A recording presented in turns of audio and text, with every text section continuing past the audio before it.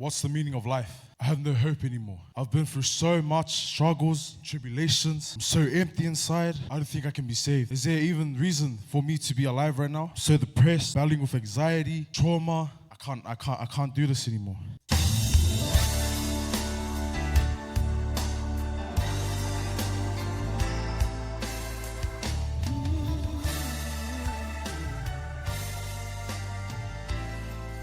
So many times I've questioned certain circumstances or things I could not understand. And many times in trials, weakness blurs my vision. Then my frustration gets so out of hand.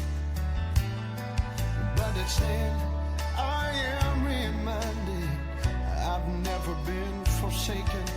I've never had to stand one test alone. That's when I look at all